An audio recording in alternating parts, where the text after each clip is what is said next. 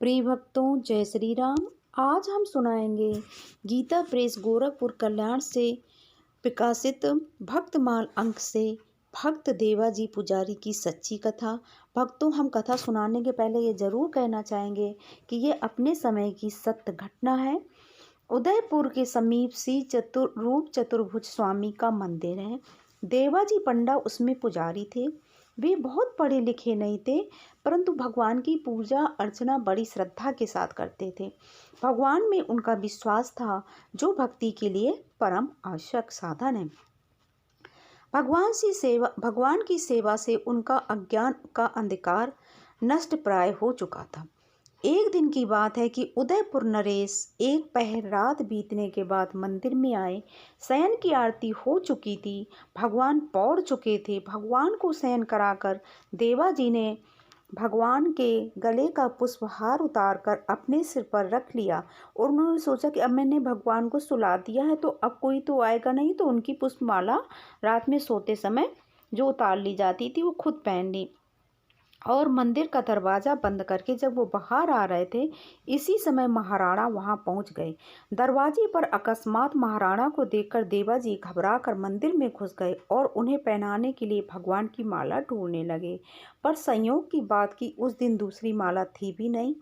अतः महाराणा नाराज न हो, इसलिए देवाजी ने मस्तक पर धारण किया हुआ पुष्पहार उतार लिया और बाहर निकलकर महाराणा के गले में पहना दिया।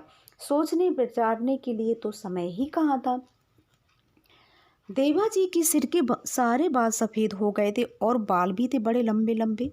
दो एक सफ़ेद केस माला में लगे माला में लगे महाराणा के गले में आ गए। राणा ने बालों को देखकर व्यंग से कहा, पुजारी जी, मालूम होता है भगवान के सारे केस सफ़ेद हो गए हैं। देवाजी को इसका उत्तर देने के लिए कुछ और सूझा भी नहीं। सीधे साधे व्यक्ति उन्होंने जल्दी जल्दी में डरती हुई कह दिया, हाँ सरकार, ठाकुर जी के सारे बाल सफ़ेद हो गए।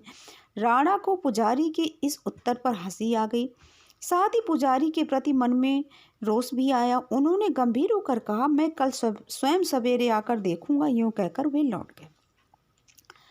देवाजी ने उतावली में राणा से तो कह दिया कि भगवान के सारे बाल सफ़ेद हो गए, पर अब उनको बड़ी चिंता हो गई। प्रातःकाल राणा आएंगे और भगवान के सफ़ेद बाल न पाकर न जाने क्या करेंगे। देवाजी की तो अब आंखों की नींद उड़ गई। खाया तो कुछ था ही नहीं, अब आंखों से आंसुओं की धारा बहने के लिए। देवाजी ने कहा, मेरे स्वामी, मेरे मुंह से ऐसी बात निकल गई, तुम तो नित्य नवल किशोर हो, तुम्हारे सफ़ेद केस कहाँ हो सकते हैं।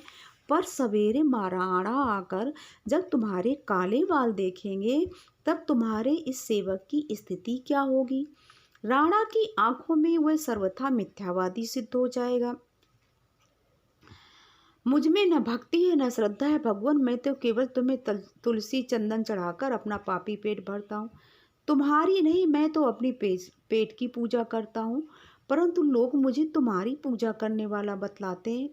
सवेरे जब महाराणा मेरी बात को झूठ पाकर सबके सामने मेरी भर्त्सना करेंगे, तब लोग यही कहेंगे कि कितना बड़ा मूर्ख है। कहीं भगवान के सिर के बाल भी सफ़ेद होते हैं, और फिर एक मूर्ति के भी बाल कैसे सफ़ेद हो सकते हैं। कुछ लोग मुझे अत्यंत डरपोक बताएंगे, और ये कुछ लोग तो यह भी कहेंगे ना भगवान, कि यदि आज भी भगवान सच्चे होते तो भक्त वत्सल होते, तो क्या बेचारे गरीब पुजारी की बात ना रखते। जितनी मुंह उतनी बातें।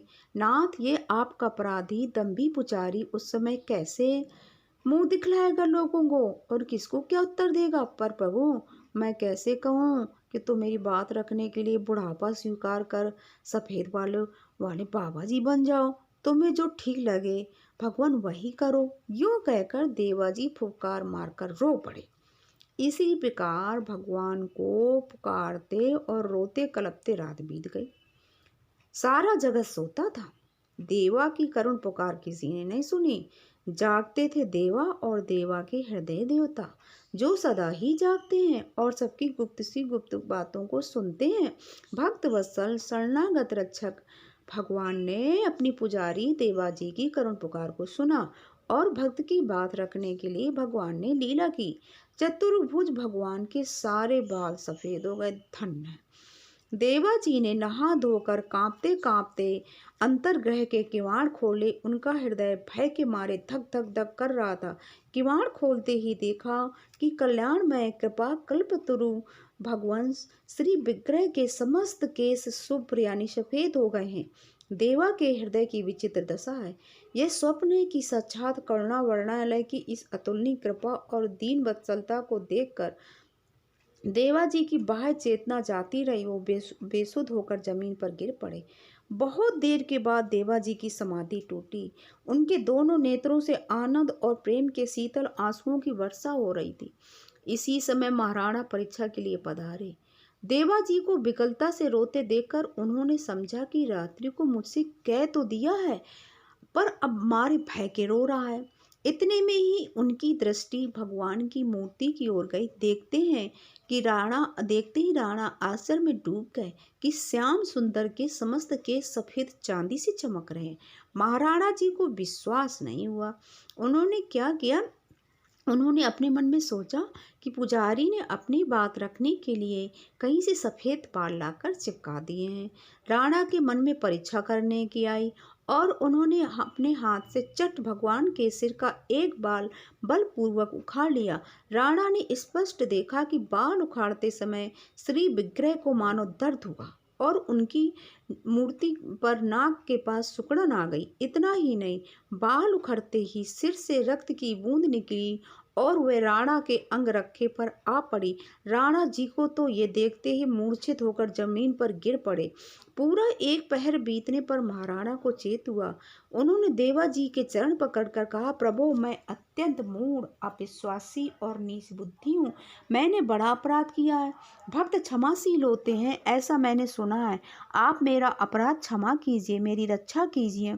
यूँ कहते कहते महाराणा अपने आंसुओं से देवा जी के चरण धोने लगे। देवा जी ने महाराणा को उठाकर हृदय से लगा लिया।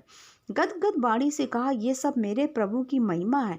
मैं अशिक्षित गंवार केवल पेट की गुलामी में लगा था।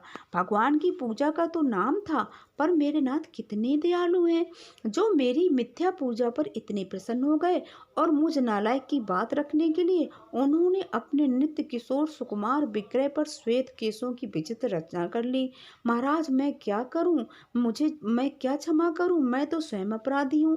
राजन, मैंने तो झूठ बोलकर आपका तथा भगवान का भी अपराध किया था, पर वे ऐसे दीन वत्सल हैं कि अपराधी के अपराध पर ध्यान न देकर उसकी दीनता पर ही रीझ जाते हैं।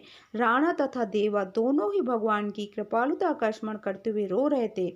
इस घटना के बाद भगवान की तरफ से ये आज्ञा हो गई कि आगे से राणा वंश में राजगद्दी पर बैठने के बाद कोई भी मंदिर नहीं आ सकेंगे। जब तक वे राजकुमार हैं तब तक मंदिर में आ सकते हैं, और जब वो राजा यानी महाराणा बन जाएंगे तो वो इस मंदिर में नहीं आ सकेंगे। ये स्वयं भगवान का आदेश था। भक्तों, ये कथा बिल्कुल सत्य घटना है अपने समय की। ऐसी भक्तों सत्य कथाएं सुनिए, और हम ये कह रहे हैं सबको वीडियो भेजिए, शेयर करिए ये भक्तमाल की कथाएं, ताकि सबके हृदय में भगवान की भक्ति आए और दया, करुणा, ममता, प्रेम का प्रादुर्भाव हो। यही हमारी भगवान से प्रार्थना है। बोलिए भक्तों, जय श्री राम। श्री कृष्ण गोविंद हरे मुरारे, हे नाथ नारायण वासुदेवा। श्री कृष्णाय वासुदेवाय हरे परमात्मने, प्रणत क्लेश नाशाय तू गोविंदाय नमो नमः। मेरी भव बाधा हरो, राधा नागर सोए, जा तन की छाई परे, श्याम हरित तुति होय। जय श्री कृष्णा, जय श्री राधे, जय श्री रूप चतुर्भुज स्वामी महाराज की जय।